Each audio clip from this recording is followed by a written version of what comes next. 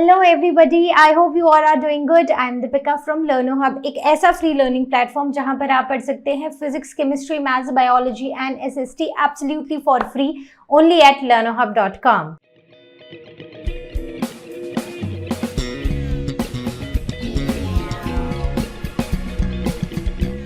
तो आज हम human anatomy and physiology unit के लास्ट चैप्टर पर आ चुके हैं and the name of the chapter is the respiratory system. तो हम ऑलरेडी इसको अपनी लोअर क्लासेस में पढ़ चुके हैं and we know that when we talk about our respiratory system we talk about the energy that is released from our food. तो जो हम ऑलरेडी पढ़ चुके हैं उसी में थोड़ी और चीजें ऐड करके हम इस चैप्टर को थोड़ा और समझेंगे। So without wasting any time let's get started.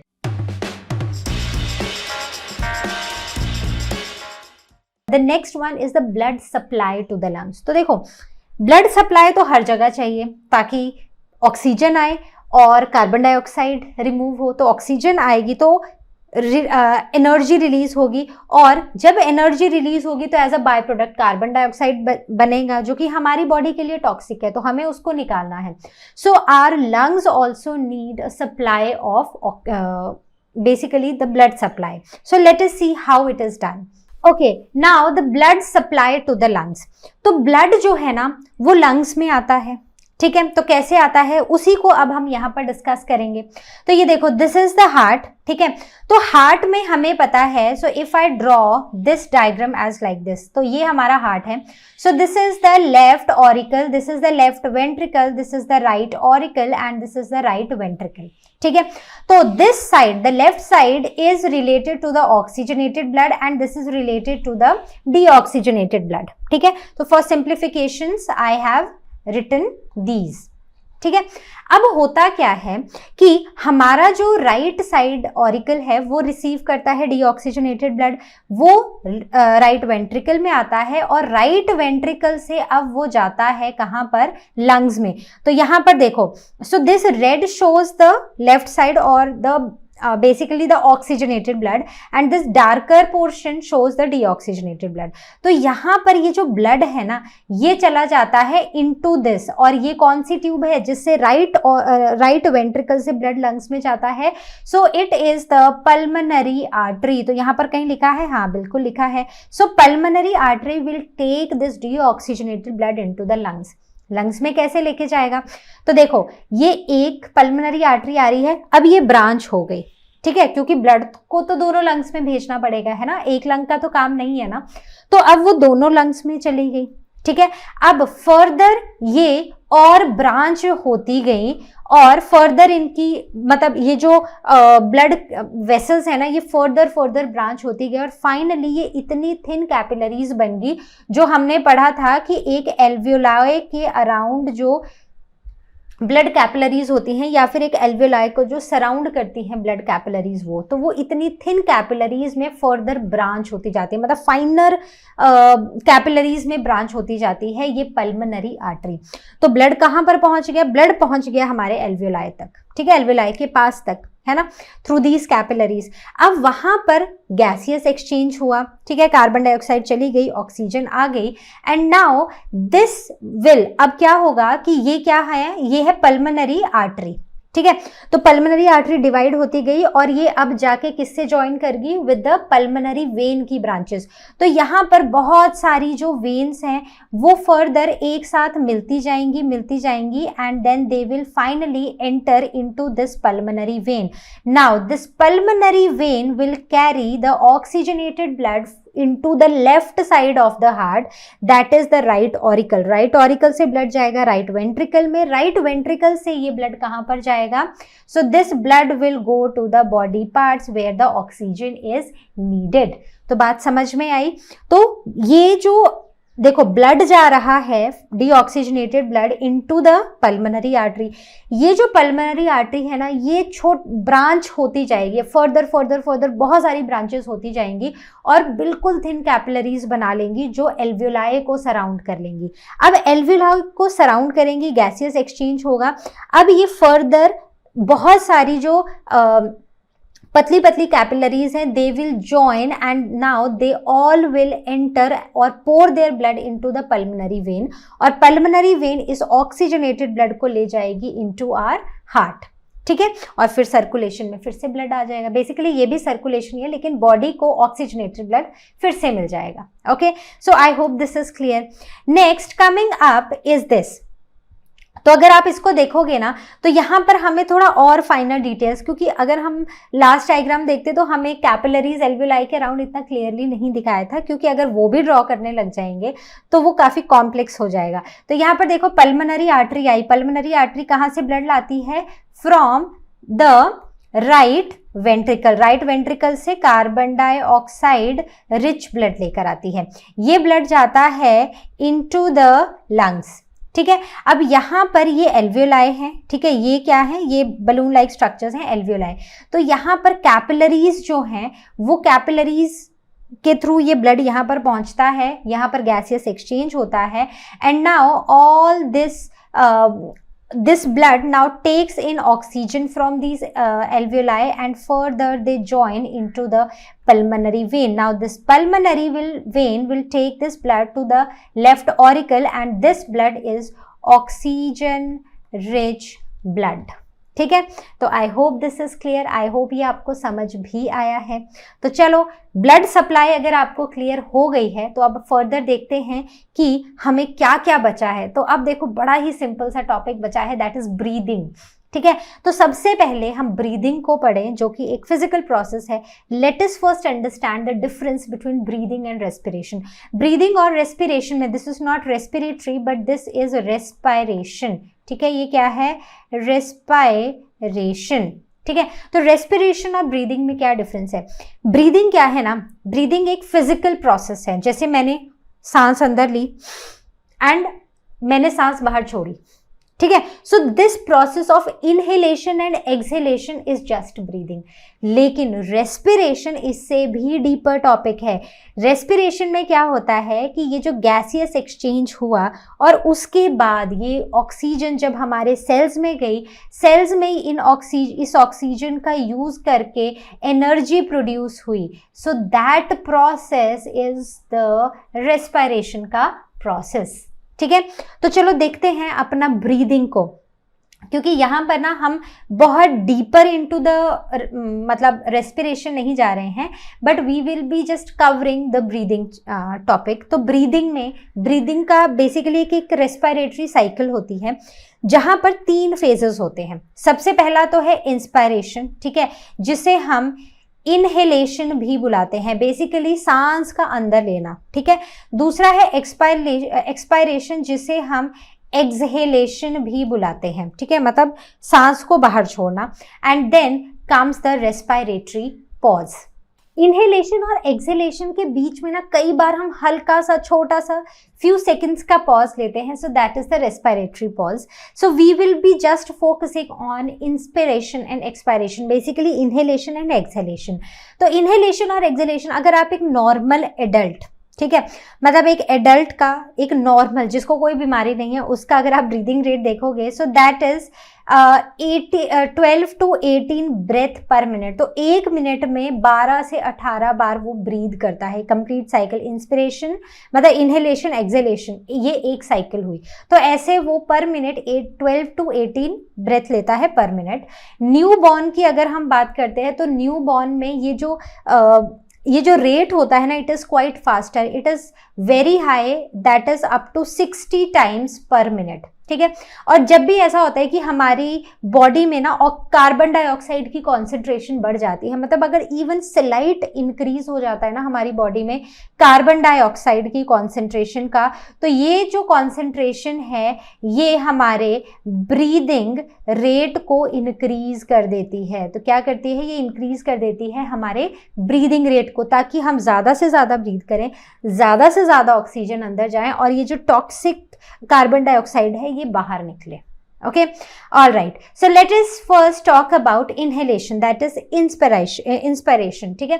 तो क्या होता है कि जब आप ब्रीद करते हो, ब्रीद इन करते हो, चलो बैठो आराम से, ठीक है, ऐसे लेग्स फोल्ड करके आराम से बैठो।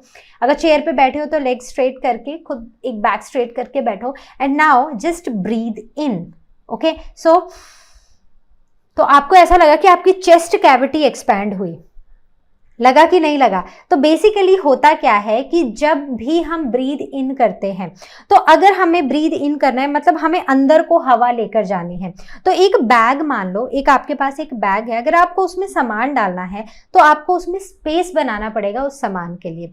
तो ऐसा ही कुछ यहाँ पर हमारी चेस्ट कैविटी करती है। तो जैसे ही इनहेलेशन शुरू होने वाली होती है, सबसे पहले हमारी थोरैसिक हमारी जो थोरैसिक कैविटी है ना, वो क्या कर जाती है, वो एक्सपैंड कर जाती है। जब ये कैविटी एक्सपैंड करती है, इससे थोरैसिक कैविटी का जो वॉल्यूम है वो इंक्रीज हो जाता है। ठीक है, तो इतना तो समझ आ गया कि हमने अंदर स्पेस बना दिया, बट ये स्पेस बन कैसे रहा है? तो जस्ट वापस जाओ स्केलेटन मसल्स में, क्या पढ़ा था हमने पढ़ा था कि एक रिब केज है जो लंग्स को सराउंड करे बैठा है। ठीक है, तो ये जो रिब केज है ना, ये जो मसल्स हैं, that is external intercostal muscles. ये जो मसल्स है ना, ये रिब केज को ऐसे एक्सपैंड कर देती है। तो रिब केज जो है वो एलिवेट हो जाता है, जिससे चेस्ट कैविटी एक्सपैंड हो जाती है। साथ ही साथ यहाँ पर नीचे जहाँ पर रिब केज खत्म होता है ना, वहां पर एक स्ट्रक्चर होता है। ठीक है, एक डोम शेप्ड, मतलब बेसिकली एक ऐसा डोम शेप का स्ट्रक्चर होता है। जब इनहेलेशन होनी होती है तो ये डोम शेप का जो स्ट्रक्चर है ये नीचे की तरफ मूव करता है और ये फ्लैट हो जाता है, मतलब ये कुछ ऐसा हो जाता है। ठीक है, तो ऐसे से ये कुछ ऐसा हो जाएगा, मतलब फ्लैटन हो जाएगा। तो अब क्या होगा, चेस्ट कैविटी भी एक्सपैंड कर चुकी है, डायफ्राम ऐसे के बदले ऐसे फ्लैट हो चुका है, तो अंदर क्या है, बहुत ज्यादा स्पेस क्रिएट हो गया है। तो अंदर वॉल्यूम बढ़ गया और यहाँ पर प्रेशर डिक्रीज हो गया। So this pressure is less than the atmospheric pressure. तो जब ऐसा होता है तो बाहर से बहुत सारी हवा रश करती है इनटू आवर लंग्स। अब जैसे ही ये हवा हमारे लंग्स में जाती है, वैसे ही हमें ऐसा लगता है हमारी चेस्ट कैविटी एकदम ऐसे फूल गई है। ठीक है, अब यहाँ पर मतलब ये हुआ कि जो ये पूरा प्रोसेस हो रहा है ना, इसमें मसल्स का बड़ा इंपॉर्टेंट रोल है, यहाँ पर डायफ्राम का बड़ा इंपॉर्टेंट रोल है, यहाँ पर रिब केज का बड़ा इंपॉर्टेंट रोल है। तो बेसिकली जब ये जो डायफ्राम है ना, ये पहले ये इसका नॉर्मल रिलैक्स्ड स्टेट है, लेकिन इनहेलेशन के टाइम ये कॉन्ट्रैक्ट होता है और ये ऐसे फ्लैटन हो जाता है।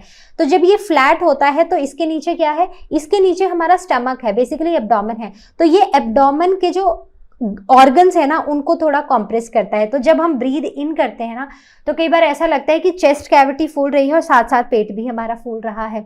तो वो इसीलिए होता है क्योंकि डायफ्राम जो है वो कॉन्ट्रैक्ट कर जाता है और वो एब्डोमेन को प्रेस करता है, ऑर्गन्स को प्रेस करता है, तो हमारा एब्डोमेन जो है वो बाहर की तरफ को निकल आता है। Okay, so this is what happens in inhalation. Exhalation में क्या होता है, एक्सहेलेशन में एग्जैक्टली इसका ऑपोजिट होता है। ठीक है, तो एक्सहेलेशन में क्या होगा कि ये जो हमारी मसल, ये जो हमारी रिब्स थी ना, तो रिब्स क्या होंगी, रिब्स जो हैं वो वापस से कॉन्ट्रैक्ट हो जाएंगी। ठीक है, या डिप्रेस हो जाएंगी और रिब्स जो है वो नीचे को चली गई। अब डायफ्राम जो है वो वापस से इस स्टेट में बेसिकली डोम शेप में आ गया। ठीक है, तो मतलब डायफ्राम ऊपर की तरफ को चला गया। अब हमारे पेट के में जो एब्डोमेन में जितने भी ऑर्गन्स थे उनके ऊपर कोई प्रेशर नहीं है, तो हमारा पेट भी बाहर को फूला हुआ नहीं दिखाई देगा। तो इस केस में क्या होता है कि volume of our chest cavity it decreases. तो यहाँ पर एक्सहेलेशन में क्या होगा, the volume of chest cavity, the volume of chest cavity decreases, और इसके डिक्रीज होने से हवा जो है, हवा बाहर की तरफ चली जाती है, तो वी एक्सहेल आउट। ठीक है, तो यहाँ पर भी बेसिकली जो इंटरकोस्टल मसल्स हैं, अब वो क्या हो जाते हैं, वो एकदम कॉन्ट्रैक्ट हो जाते हैं। मतलब वो जो मसल्स है ना, मसल्स की जो मूवमेंट है वो रिलैक्स हो जाती है, नॉट कॉन्ट्रैक्ट बट वो रिलैक्स हो जाते हैं, और रिलैक्स होते ही सारी की सारी हवा जो है वो बाहर की तरफ चली जाती है। So I hope the process of inspiration and expiration, inhalation and exhalation is clear to you.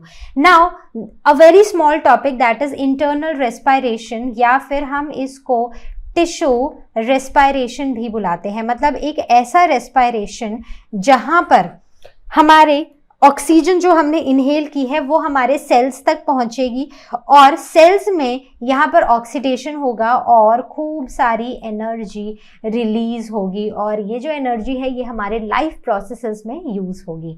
So this was all about the inspiration and expiration. तो अब हम आते हैं what is that part of our body which controls the breathing movements. तो हमारी brain में एक organ है, कौन सा है? So that is this organ, यहाँ पर ये वाला जो पार्ट है, so this part is the medulla oblongata. क्या है?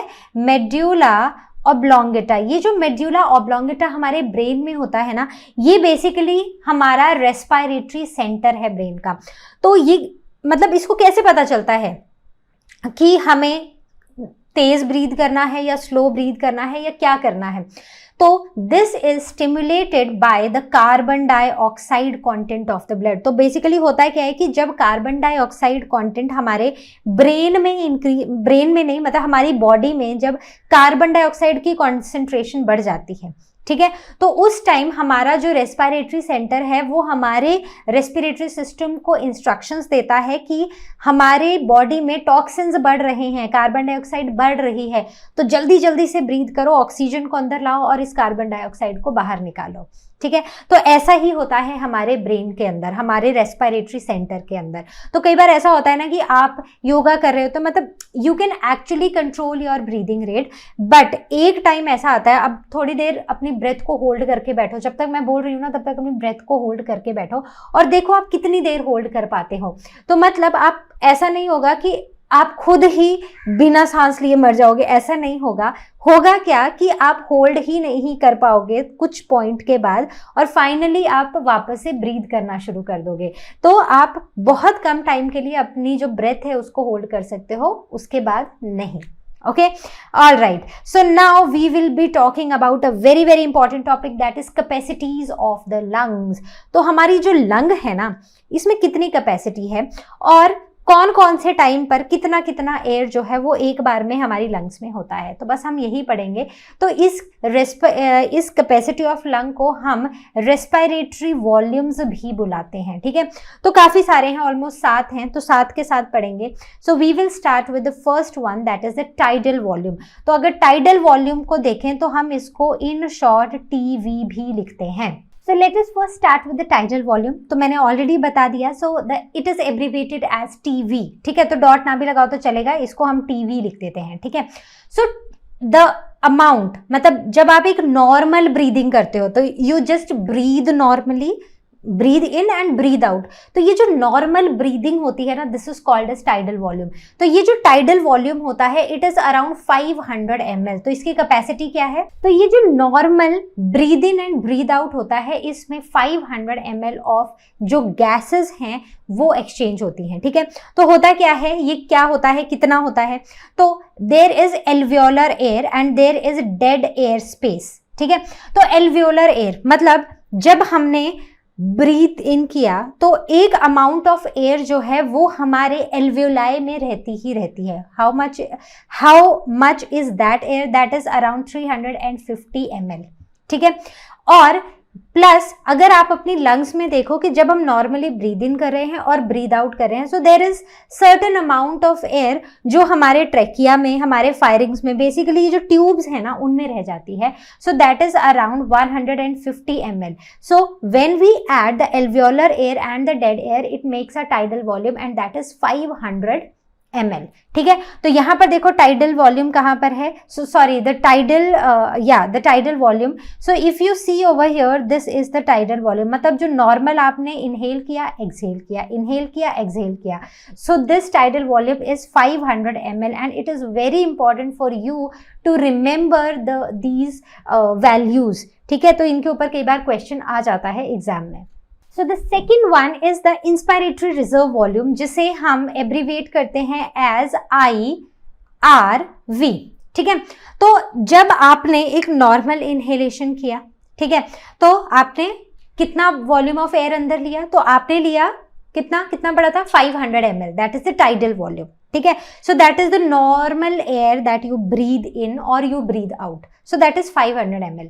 अब जब हम फोर्सफुली इनहेल करते हैं अबव द टाइडल एयर, ठीक है, जो हमने टाइडल एयर लिया था दैट इज 500 ml, जब हम उसके बाद फोर्सफुली इनहेल करते हैं तो जितनी एयर हम अपने अंदर लेते हैं इस फोर्सफुल इंस्पिरेशन में, so that is called as the inspiratory reserve volume, और उसे the value that you need to remember over here is, or the inspiratory reserve volume is 3000 ml, ठीक है। तो यहां पर देखो, सो this is the inspiratory reserve volume, ये आपने नॉर्मल ब्रीद इन किया था, ठीक है, और उसके बाद जब आपने फोर्सफुली ब्रीद किया तो आपने 300 ml और ज्यादा ले लिया एयर को अपने अंदर। Okay, so this is clear. The next one is the inspiratory capacity. अभी तक हम वॉल्यूम्स पढ़ रहे थे, अभी तक हमने पढ़ा था टाइडल वॉल्यूम और इंस्पायरेटरी रिजर्व वॉल्यूम। तो बेसिकली टाइडल वॉल्यूम क्या है, एक नॉर्मल इंस्पिरेशन में मतलब इनहेलेशन में आप कितनी एयर अंदर लेते हो, और इंस्पिरेटरी रिजर्व वॉल्यूम क्या है कि एक फोर्सफुल इंस्पिरेशन में आप कितनी एयर अंदर लेते हो। तो ये कितना था, सो दिस वाज 500 और ये कितना था, दिस वाज 3000 ml। ओके, तो अब इंस्पायरेटरी कैपेसिटी क्या होती है, मतलब कि आपकी लंग में वो कैपेसिटी है कितनी, जितनी एयर आप अंदर ले सकते हो कितनी है, बताओ। तो देखो, नॉर्मल वॉल्यूम ऑफ एयर तो आपने अंदर लिया ही है, that is the tidal volume, तो मतलब 500 तो लिया ही है।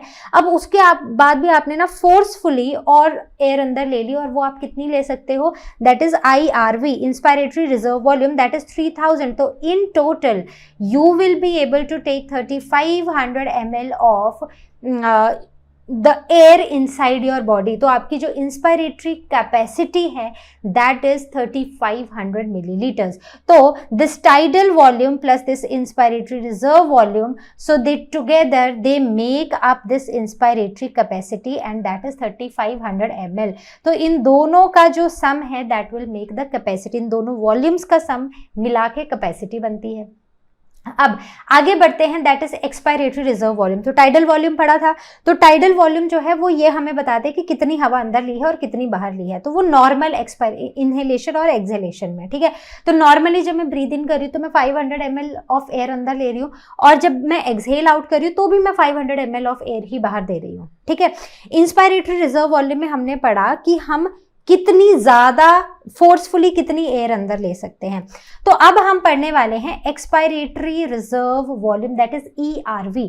तो इसका मतलब कि इसमें क्या होना चाहिए कि फोर्सफुली हम कितनी हवा बाहर निकाल सकते हैं, ठीक है। So that is expiratory reserve volume. तो ये कितना होगा, तो देखो नॉर्मल एक्सहेलेशन में टाइडल वॉल्यूम तो बाहर जाएगा, that is tidal volume, that is 500 ml, ठीक है।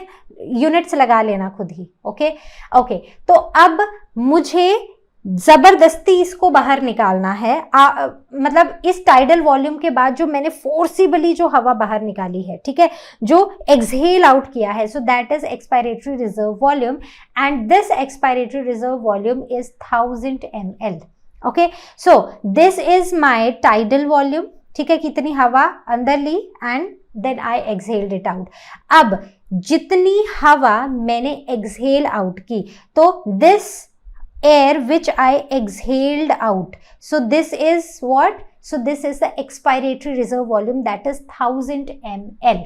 okay, तो expiratory reserve volume समझ आ गया कि मतलब एक नॉर्मल एक्सपिरेशन के बाद या एक्सपायरेशन या एक्सहेलेशन के बाद हम फोर्सफुली कितना एक्सहेल आउट कर सकते हैं, सो दैट इज 1000 ml, ठीक है। अब next is a capacity, so that is the vital capacity. तो वाइटल कैपेसिटी इज बेसिकली कि हम कितना वॉल्यूम ऑफ एयर अंदर और कितना वॉल्यूम ऑफ एयर बाहर एक्सहेल आउट कर सकते हैं, दैट टू फोर्सिबली, ठीक है। तो मतलब कि हमें मैक्सिमम इंस्पायरेशन करना है और मैक्सिमम ही एक्सहेलेशन करना है, तो उसमें टोटल अमाउंट ऑफ एयर कितनी होगी, तो कितनी होगी, तो मैंने आपको आंसर तो बता दिया।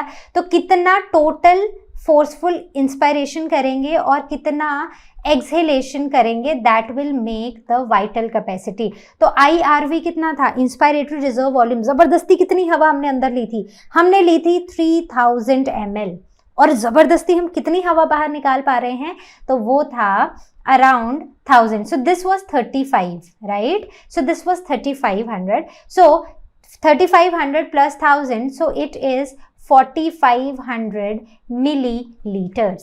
ओके तो समझ आ गया. तो यहाँ पर देखो, अगर हम वाइटल कैपेसिटी देखें, so it is this forceful expiration. ठीक है, ठीक है, ये फोर्सफुल एक्सपायरेशन है. टाइडल वॉल्यूम तो आएगा ही, और उसके बाद ये हो गया हमारा क्या, ये हो गया हमारा forceful inspiration, forceful inhalation. So it is like this is 1000, right? This is 500, sorry, not 5000 but 500, and this is 3000. Okay, so I hope this is clear. The next one is the residual volume or the leftover air. तो हमने पढ़ा है कि हम कुछ भी कर लें, हम कितना भी एक्सेल आउट कर लें, बट एक अमाउंट ऑफ एयर है जो हमारे लंग्स में रहती ही है. ठीक है, तो मतलब अगर 10, मान लो मेरे पास एक बैग है, अब कुछ भी मैं कर लूं, लेकिन वो एक तो कोई चीज है जो उसमें रह ही जाती है. तो वैसे ही एक अमाउंट ऑफ एयर जो है वो हमेशा ही लंग्स में रहती है, और उसे हम बुलाते हैं रेजिडुअल वॉल्यूम और the left over air. So air left in the lungs even after forcibly breathing out. तो फोर्सिबली भी अगर हम उसको ब्रीद आउट करें ना, तो भी एयर हमारी लंग्स में रह जाती है. So that is the residual volume and it is 1500 ml. So this residual volume is this, that is the 1500 ml. ठीक है, तो इसको ना और भी समझेंगे. अभी मैं बताती हूँ कैसे. Now the total lung capacity. तो टोटल लंग कैपेसिटी मतलब वो maximum volume of air which can be held at any time in the lungs. ठीक है, तो वो कितना होता है, तो जो टोटल हमारी लंग कैपेसिटी होती है, that is the vital capacity plus the reserve volume और द रेजिडुअल वॉल्यूम. तो टोटल लंग कैपेसिटी कितनी है हमारी 4500, and what is the residual volume, that is 1500. So the total amount of air our lung can hold at a particular time is 6000 ml. Okay, so I hope this is clear. The total lung capacity is clear to you. Okay, so let us just recall all these capacities and all these volumes. ठीक है, तो मान लो ये हमारा एक lung है. ठीक है, तो लंग को ना हमने डिवाइड कर दिया है इनटू से 4 सेक्शंस. ठीक है, तो अब एक वॉल्यूम है एयर का जो हमेशा हमारी लंग्स में रहेगा. कितना है वो, that is this residual volume which is 1500 ml.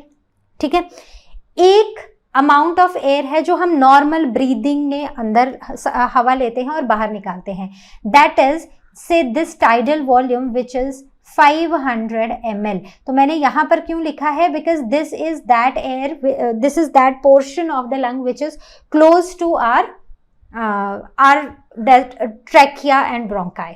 ठीक है, अब उसके बाद एक अमाउंट ऑफ एयर है जो हम फोर्सिबली ब्रीद इन कर सकते हैं एंड फोर्सिबली ब्रीद आउट कर सकते हैं.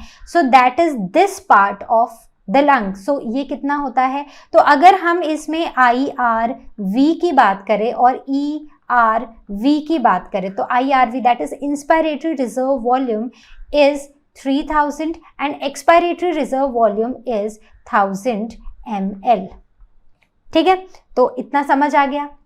Okay, so this is IRV and this is ERV. ठीक है, तो अब हम बात करते हैं टोटल लंग कैपेसिटी की. तो हमारी लंग्स में टोटल कैपेसिटी कितनी है, तो टोटल लंग कैपेसिटी क्या होगी, इन सब को मिला के जो हमारा अमाउंट आएगा that will be the total lung capacity. So it is IRV plus TV plus ERV plus RV, that is the residual volume. So if we add all of them, so what will be the value, what will be the answer? So you just calculate this will come out to be 6000 ml. ठीक है, तो ये तो हो गई हमारी total lung capacity, that is TLC. अब हमने एक और कैपेसिटी पढ़ी थी, जल्दी से बताओ कौन सी. हमने पढ़ी थी एक वाइटल कैपेसिटी पढ़ी थी ना, तो वाइटल कैपेसिटी. ठीक है, तो वाइटल कैपेसिटी कितनी होती है, so vital capacity is the volume or the maximum volume of air that we can breathe in after forceful expiration. तो अब हमने forcefully expire कर दिया है, मतलब exhale कर दिया है, तो उस केस में हमारा जो expiratory reserve volume था वो तो चला गया, ठीक है, तो मतलब expiratory reserve volume चला गया प्लस टाइडल वॉल्यूम तो गया ही गया, और अब हम मैक्सिमम अमाउंट ऑफ एयर को ब्रीद इन करने का सोच रहे हैं, तो मतलब हम फोर्सफुली इंस्पिरेशन करने का सोच रहे हैं। तो इसका मतलब कि जब हमने फोर्सफुली एक्सहेल आउट किया था तो हमारा एक्सपायरेटरी रिजर्व वॉल्यूम चला गया था, कितना था, 1000 था, ठीक है। अब नॉर्मल ब्रीदिंग तो यहाँ पर रहेगी, तो मतलब टाइडल वॉल्यूम तो आएगा ही आएगा, ये वाला स्पेस तो फिल होना ही होना है, राइट। अब उसके बाद क्योंकि हम फोर्सफुली इनहेल कर रहे हैं तो हमारा जो इंस्पायरेटरी रिजर्व वॉल्यूम है वो भी भर जाएगा, तो मतलब 3000 तो ये भी आएगा। तो what will be the vital capacity, so it will be the total of these three, that is 4500 milliliters. So these are the two very very important capacities that you must understand. Okay, तो अगर अब हम inspired air की, मतलब inhaled और exhaled air की बात करें ना, तो इनके जो कंपोनेंट्स होते हैं वो ऑलमोस्ट सेम होते हैं, कुछ कुछ डिफरेंसेस इनके कॉम्पोजिशंस में रहते हैं। जैसे सबसे पहला जो कंपोनेंट है दैट इज ऑक्सीजन, जिसके लिए हम ब्रीद इन ब्रीद आउट का प्रोसेस पूरा कर रहे हैं। सो ऑक्सीजन जो है वो इनहेल्ड एयर में 20.96% होती है, लेकिन जब हम इस एयर को एक्सहेल आउट करते हैं तो ऐसा नहीं होता कि वो ऑक्सीजन खत्म हो जाती है, but it is still there and it is 16.4%। और जो बेसिस है डिफरेंस का वो ये है कि यहाँ पर ऑक्सीजन जो है वो एल्वियोलाई में डिसॉल्व हो जाती है, एब्जॉर्ब हो जाती है, डिफ्यूज हो जाती है, ठीक है। तो मतलब अगर ये एल्वियोलाई था तो अब यहाँ पर जो ब्लड वेसल थी तो यहाँ से जो ऑक्सीजन है वो कहाँ चलेगी, इनटू आवर ब्लड वेसल्स, ठीक है। The next is carbon dioxide which is a toxic product for us. तो जब हम इनहेल कर रहे हैं सो दिस इज 0.4%, लेकिन जब हम एक्सहेल कर रहे हैं तो यहाँ पर जितनी भी कार्बन डाइऑक्साइड हमारी बॉडी में जनरेट हुई थी वो बाहर निकलेगी एंड इट इज अराउंड 4%। तो यहाँ पर कार्बन डाइऑक्साइड जो है वो एल्वियोलाई के अंदर रिलीज हो रही है। The next component is nitrogen. अब हमें पता है कि नाइट्रोजन अराउंड 79% है ना, 78 पॉइंट समथिंग, सो 79% लिख लेते हैं। तो 79% of oxygen we are inhaling, और ऑलमोस्ट सेम एंड इवन इससे भी ज़्यादा जो है हम इसको एक्सहेल आउट कर देते हैं, और ये हमारी बॉडी में जो है एकदम अनयूज्ड रहती है, ठीक है। हमारी बॉडी नाइट्रोजन का यूज नहीं करती है। The next one is the water vapour. तो जब हम इनहेल करते हैं तो हम पानी, कुछ वाटर के वेपर्स लेते हैं which is very less in quantity, लेकिन जब हम इसको एक्सहेल आउट करते हैं तो ये बहुत ज़्यादा हो जाता है। क्यों? क्योंकि जो हमारा रेस्पिरेटरी पैसेज है ना उसमें इवेपोरेशन होती है, और इवेपोरेशन के टाइम पर ये जो वाटर वेपर्स हैं वो एक्सहेल्ड एयर के साथ बाहर आ जाते हैं।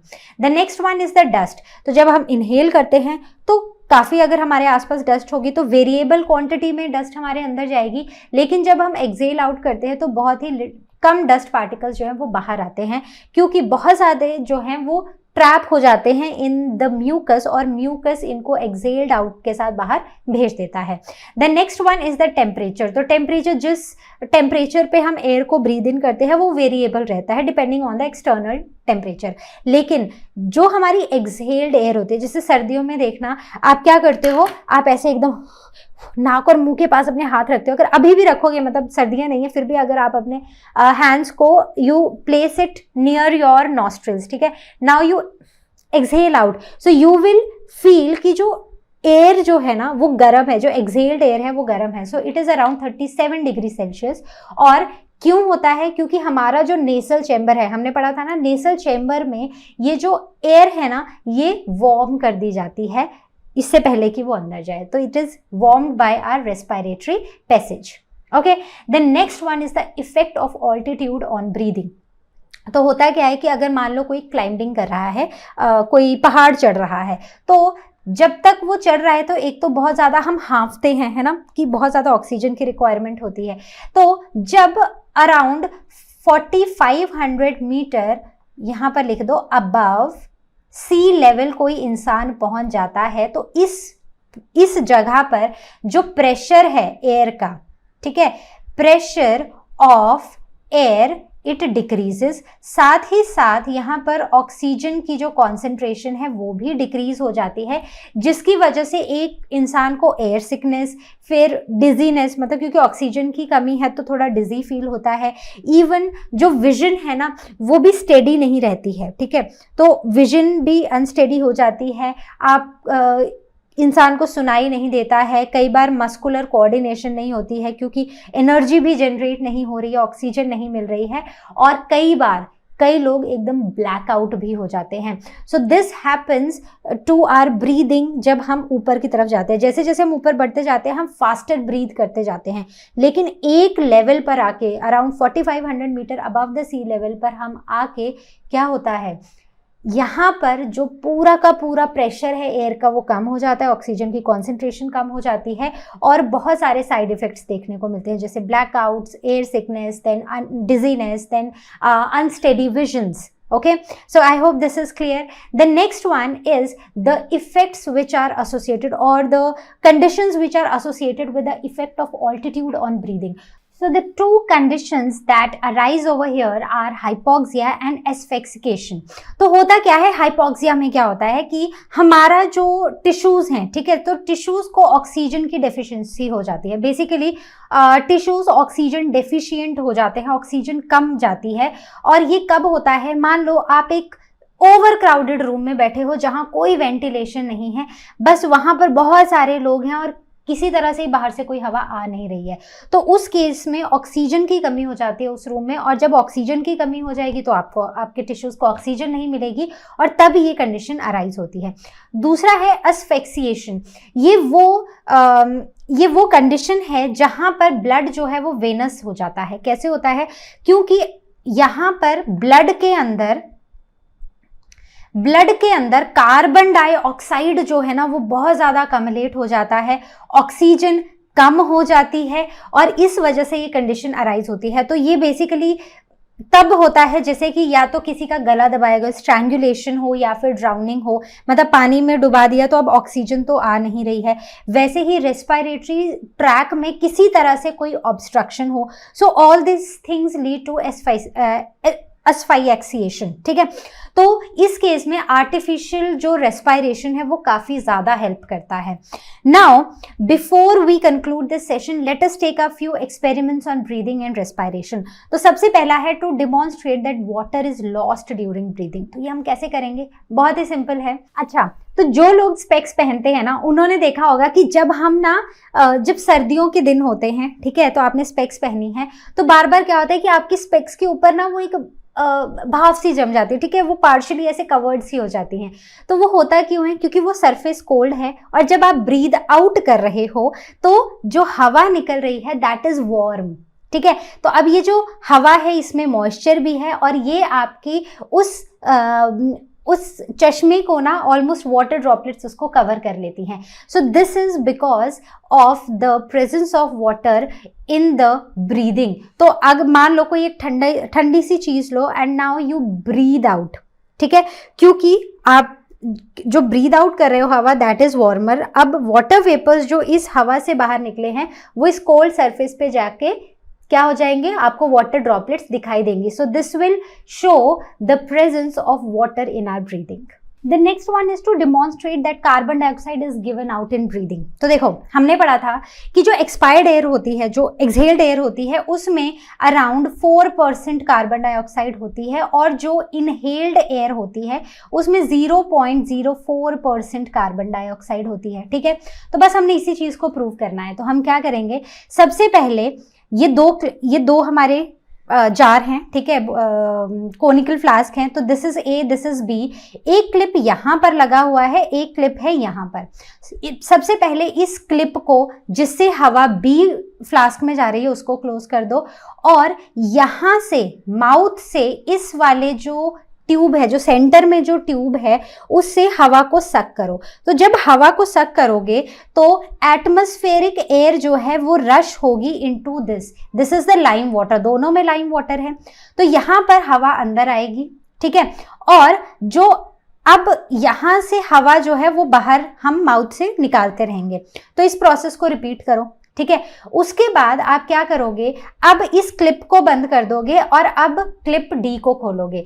अब क्या करना है, अब हवा को सक नहीं करना है, अब यहां से हवा को ब्रीथ इन करना है, मतलब एक्सहेल आउट करना है into this tube, into this mouth. अब यहां से जो ये वाली ट्यूब है, ये इस हवा को, जो एक्सपायर्ड एयर है ना, जो एक्सहेल्ड एयर है, उसको हमारे फ्लास्क बी में लेके जाएगी, ठीक है। और क्या होगा, यहाँ पर भी बबल्स बनेंगे और जो एक्स्ट्रा एयर है वो बाहर निकल जाएगी, ठीक है। तो ये जो पूरा प्रोसेस है ना, एक में हवा एटमॉस्फेरिक एयर डालने का और एक में एक्सहेल्ड एयर डालने का, इसको काफी 10 to 15 टाइम्स रिपीट करो। तो हम ये देखेंगे कि जो हमारा डी फ्लास्क है, जहां पर हम एक्सहेल्ड एयर दे रहे हैं, so that particular lime water will turn milky faster as compare to A. क्यों? क्योंकि हमने पढ़ा है कि जो एक्सहेल्ड एयर होती है उसमें ज्यादा परसेंटेज होती है कार्बन डाइऑक्साइड की as compare to the inhaled air, ठीक है। So this will conclude our experiment. The next one is to demonstrate the action of diaphragm during breathing. तो डायाफ्राम क्या था, एक ऐसा डोम शेप्ड स्ट्रक्चर होता है, जब हम एक्सहेल करते हैं तो ये ऊपर हो जाता है, जब हम इनहेल करते हैं तो ये नीचे होकर फ्लैट हो जाता है, ठीक है। So this is a very interesting experiment that you can do at home. 2 bell jar लो, ठीक है। ये जो जार है ना, इसका ये जो नीचे वाला पोर्शन था ना, ये ओपन था, तो हमने यहाँ पर कुछ रबर ट्यूब्स फिट कर दी, ठीक है। एक एक रबर ट्यूब दोनों ही बेल जार में हमने फिट कर दी। ऊपर हमने क्या किया कि स्टॉप कॉर्क लगाई और ऊपर से एक ट्यूब को डाल दिया, ठीक है। मतलब एक ऐसी ट्यूब जो कि डिवाइड हो रही है, ठीक है। जैसे कि हमारा ट्रैकिया था, तो ये बेसिकली हमारा ट्रैकिया है और ट्रैकिया ब्रोंकाई में डिवाइड हो रहा है, और यहाँ पर एल्वियोलाई के बदले हमने यहाँ पर 2 बलून्स को फिट कर दिया दोनों ही तरफ।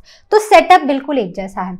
अब करना क्या है, पहले हम क्या करेंगे कि ये जो हमारा यहाँ पर रबर शीट थी ना, इसको हम हाथ से ही नीचे की तरफ खींचेंगे।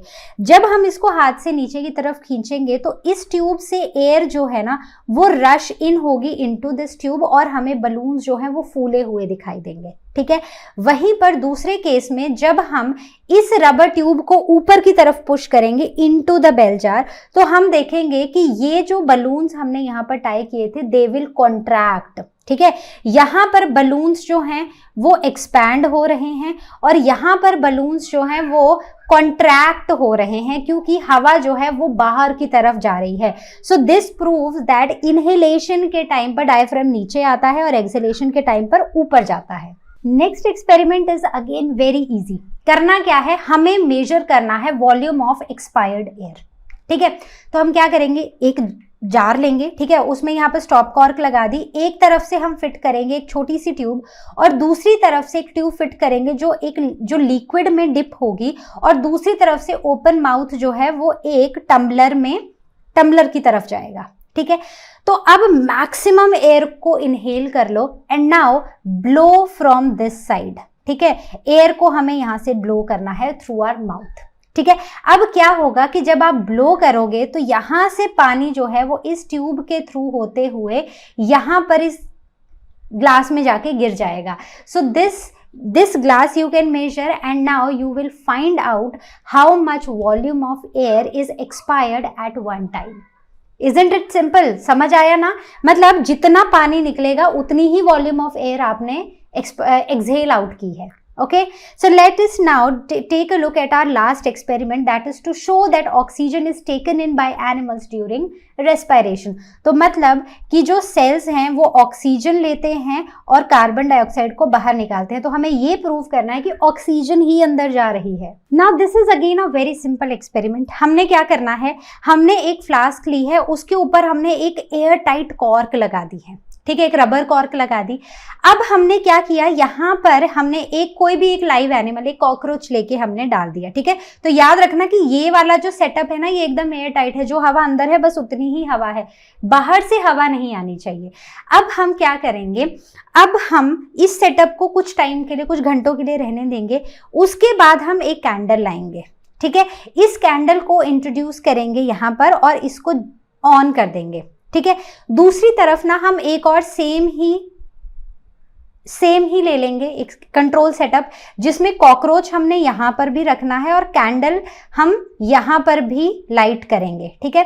अब दोनों ही केसेस में, दोनों ही, ये वाला जो हमारा कॉकरोच है, this is live cockroach and this cockroach will be the dead cockroach, ठीक है। तो अब क्या किया, दोनों ही सेटअप को एयर टाइट रखा 4 घंटे के लिए, उसके बाद दोनों ही सेटअप में एक लाइटेड कैंडल इंट्रोड्यूस कर दी। तो हम देखेंगे कि वो सेटअप जिसमें लाइव एनिमल था ना, उसकी कैंडल जल्दी बुझ जाएगी। क्यों? जल्दी चली जाएगी या लाइट ऑफ हो जाएगी। क्यों? क्योंकि यहाँ पर लाइव एनिमल था जो कि ऑक्सीजन को कंज्यूम करता जा रहा था थ्रू आउट दीज 4 आवर्स, ठीक है। दूसरी तरफ डेड एनिमल था, तो जितनी ऑक्सीजन अंदर थी वो वैसे ही रही, और ऑक्सीजन जो है it is as important as for us and it is also very important for burning. तो अगर कैंडल को लाइट करना है या जगना है तो उसके लिए कैंडल को क्या चाहिए, candle needs oxygen, this candle needs a lot of oxygen ताकि वो बर्न होती रहे, राइट। और अगर ऑक्सीजन नहीं होगी तो वो कैंडल भी बुझ जाएगी, correct? So this shows that oxygen is very essential for animals and oxygen is taken in during respiration. So this was all from our today's session. I hope you understood the concepts. कोई भी doubt हो please ask it on ask question section of learnerhub.com. So I will see you next time with a new topic. Till then you all take care and as you all know, learnerhub मतलब free है पर best है।